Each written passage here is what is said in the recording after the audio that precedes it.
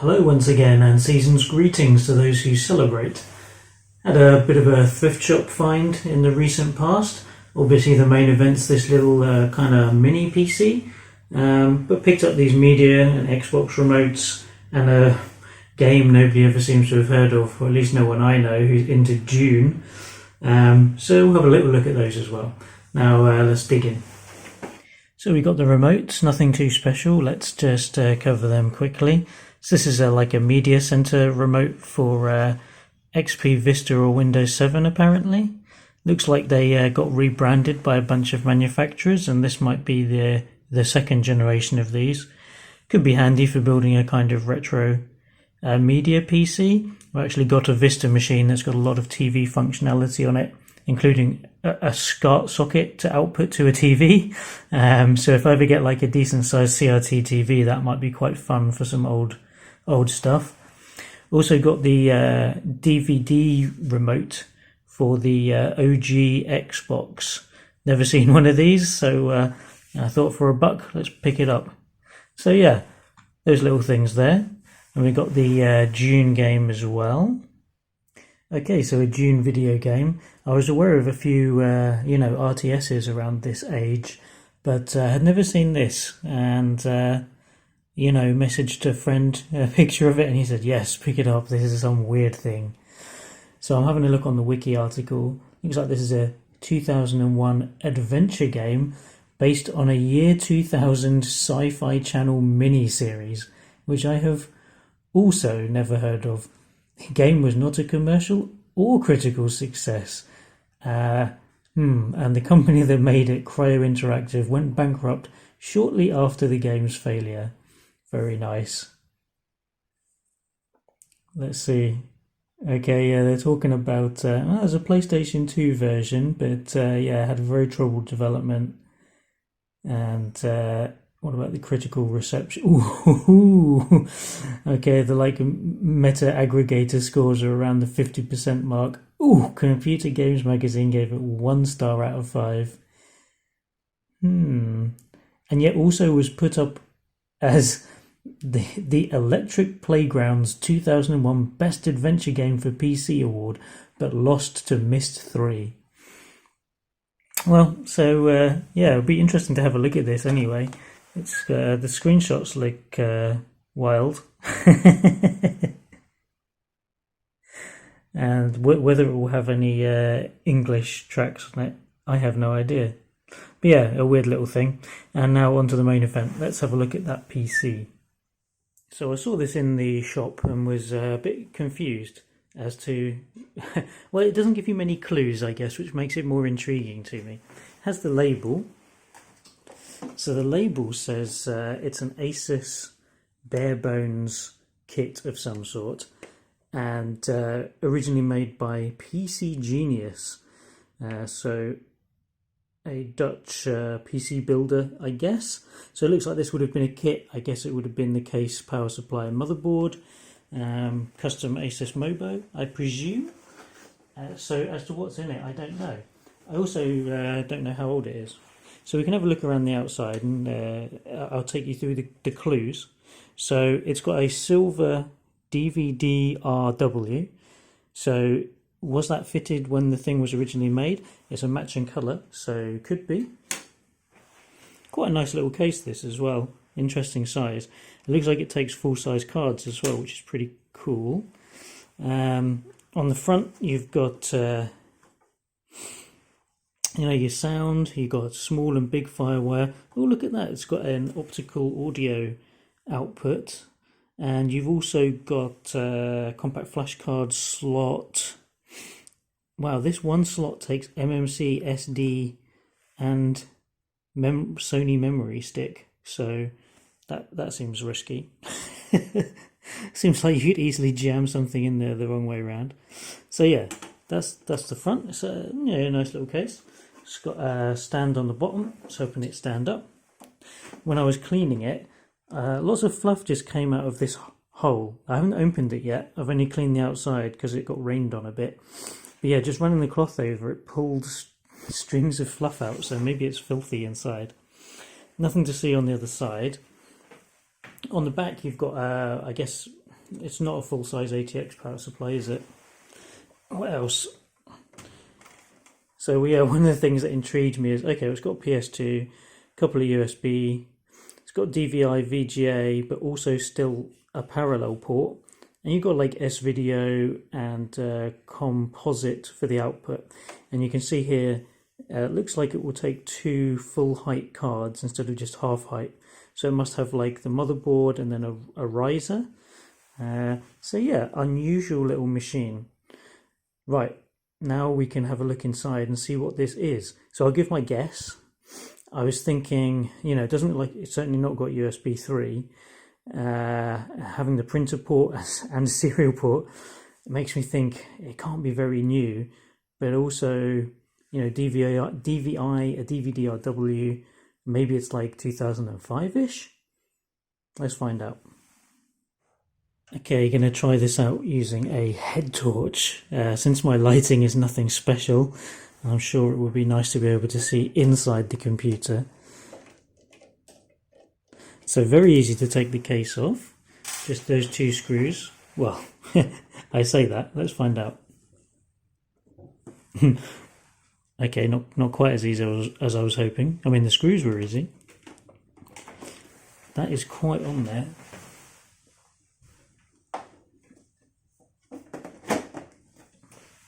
How long has it been since this thing was opened? Yeah, I thought now it would come off. Okay. Still something holding it. Okay. Alright, doesn't look too disgusting inside. Oh wow, okay, yeah, the heatsink is pretty grody. Let me get this set up so we can have a look. Alright, so there we go. There's just massive amounts of fluff down in there. Although it's not completely choked, so yeah, that could do with a bit of cleaning up. You can see the riser here, these 2 white slots.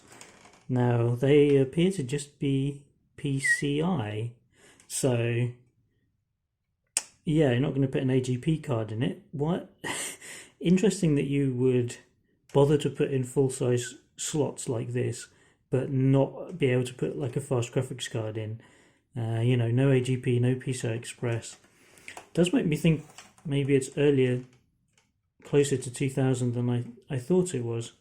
You've got a motherboard number down there, so I can go have a look at that. It's an is that A8 or AB NBL or 8? They're either Bs or 8s or both.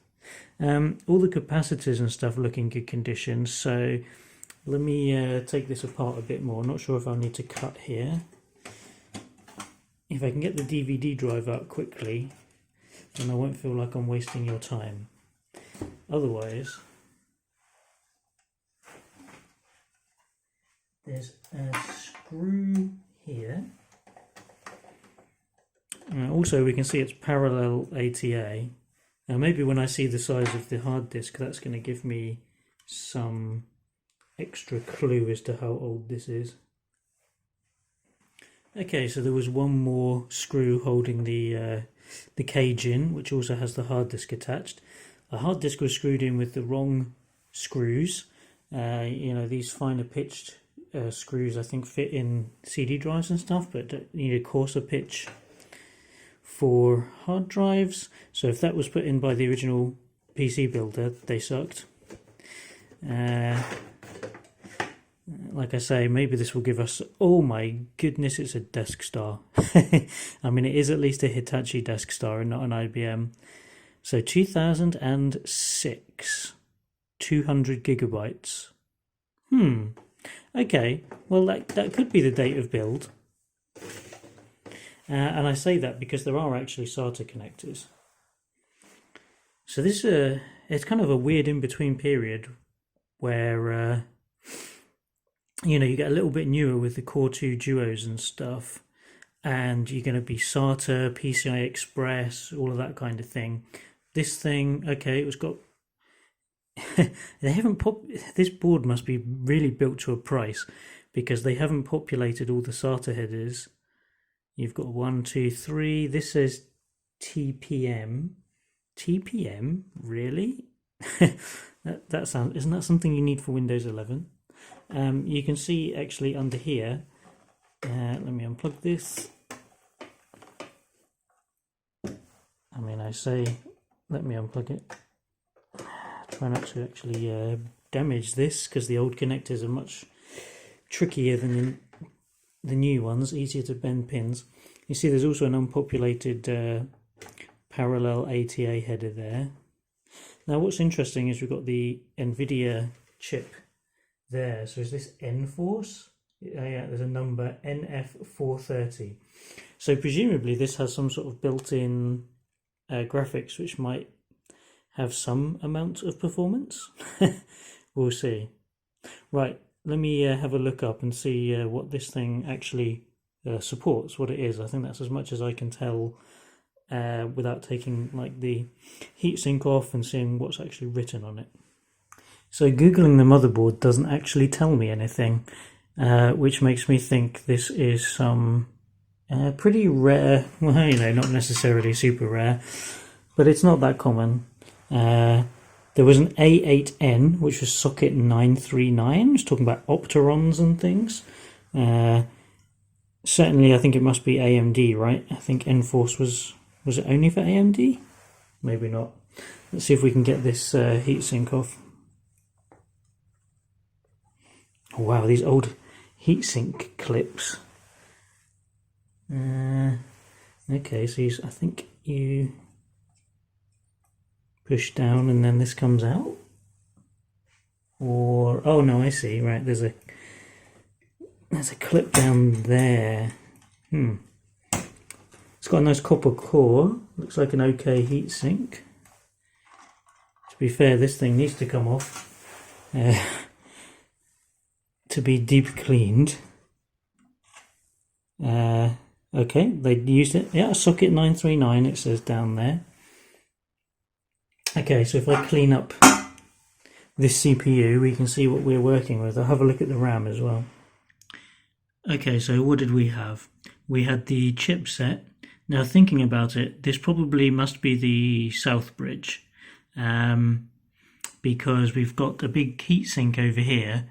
I mean, that must be the north bridge, the main part with the memory controller and the GeForce. I think it's maybe a GeForce 4 MX built in, which ain't bad. This could be quite a good little retro gaming rig, if you don't ask too much of it.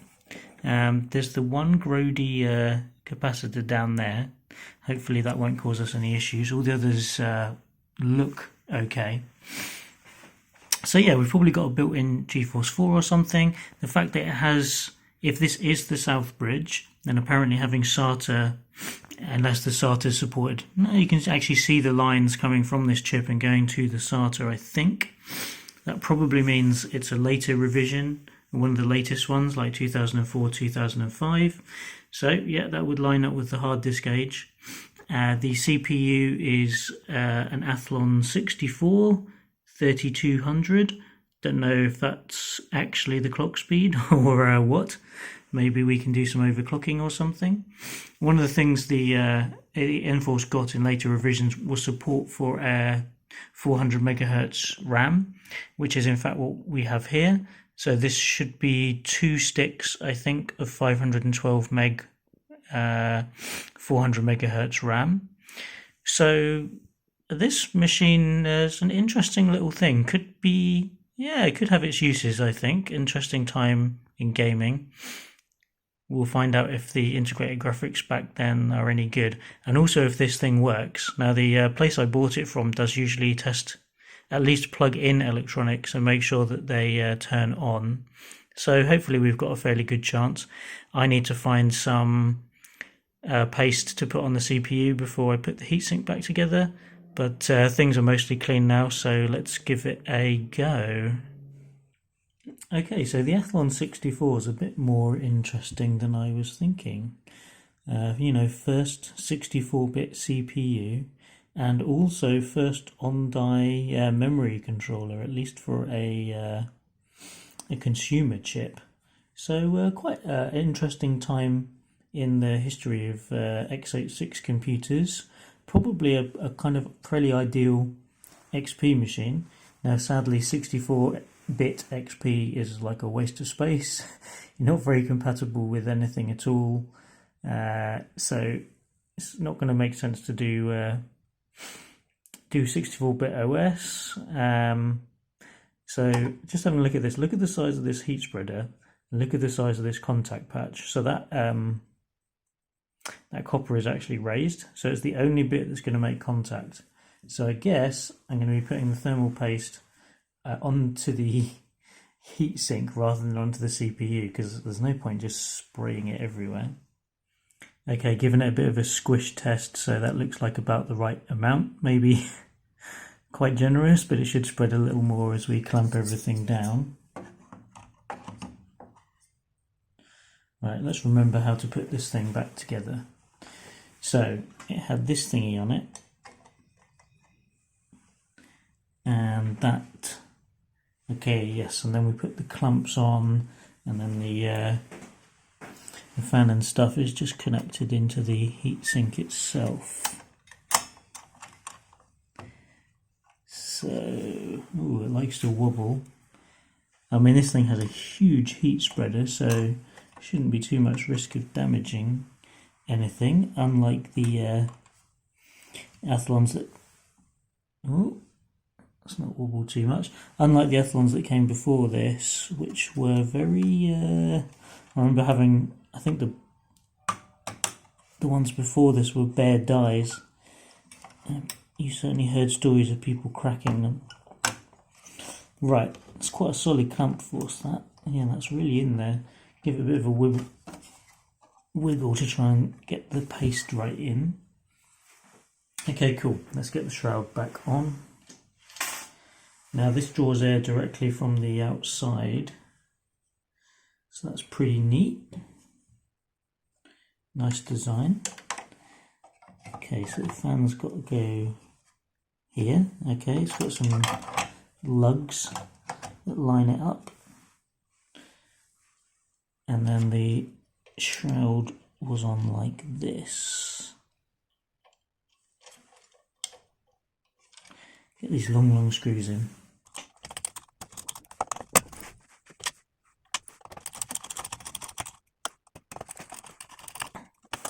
Okay,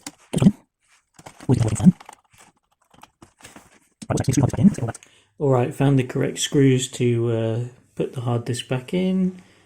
Got the cables connected, so we should be able to fold this back over, get it mounted.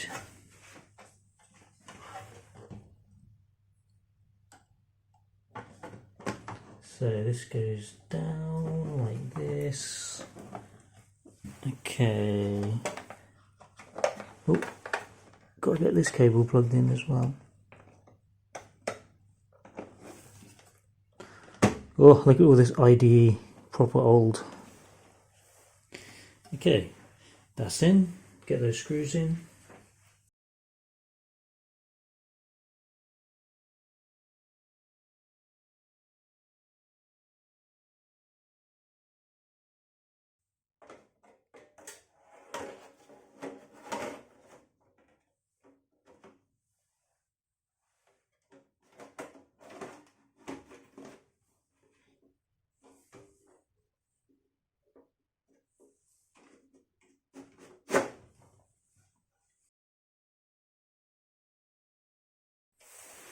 Alright, there she is. Let's find a monitor.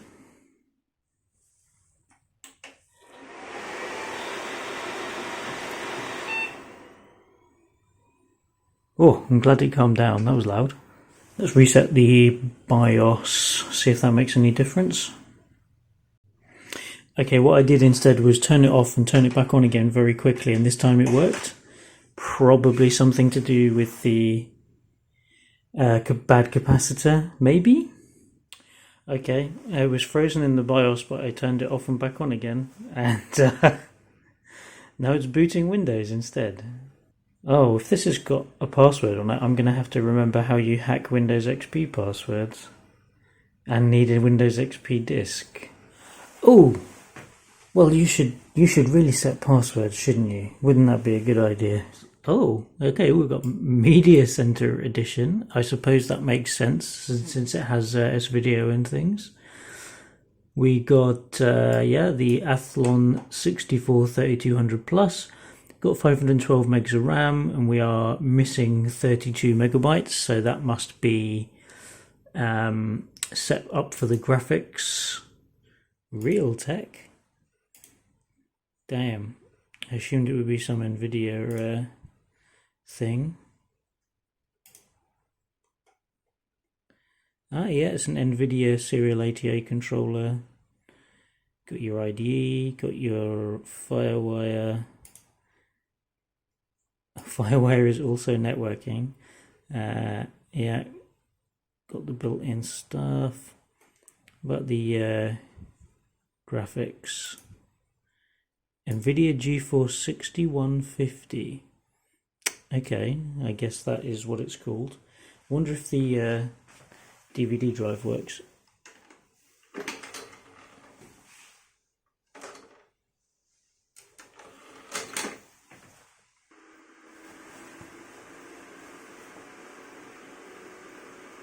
Okay, looks healthy. Editor Matt here. Due to circumstances, I went back and spent a bunch more time on content for your delectation. Well, that, and also because any 3D stuff I'd tried to run crashed, and with the amount of wares on this machine, I didn't trust the Windows install one bit. So first up, this thing had Steam from about 2009 on it. I've never seen this, so I thought it was interesting to document before wiping. It's very, shall we say, olive-coloured. Still works in offline mode, and even let me play the only installed game, Peggle. I'll flick through some pages just so we can see what there is of the interface. These online products are so fleeting, it can be very hard to see or use old versions of the systems. It's a newer problem for preserving retro things. If you want the full experience of using a 2010 computer, so many things are gone now. Servers are shut down, still live, but maybe you can only use the newest version like Steam. It's a similar problem for the Xbox 360, I suppose. Can't go back and use that old interface. Really difficult problem to solve. These are big, complicated systems. On the game side, I've tried out Stronghold. I've been thinking that building a fortress would make a fun game, and it turns out it already exists, ready for the taking in a second-hand store near you. I think I could play a lot of this game, though I found the first mission fairly tricky, even on easy. Perhaps you're meant to read the instructions before just starting up. No complaints about the performance though, runs great. I tried the Dune game I found recently, and that still refuses to load for some reason. So I moved on to Halo to test out these integrated graphics. Now Halo came out at the end of 2001, so if you're my age, I'm sure the idea it will soon be a quarter-century old won't fill you with existential panic. But still, it's way older than this PC. We've got probably 3 to 4 times the CPU horsepower, and the original Xbox had a shared 64 meg of system RAM used for both the graphics chip and the CPU.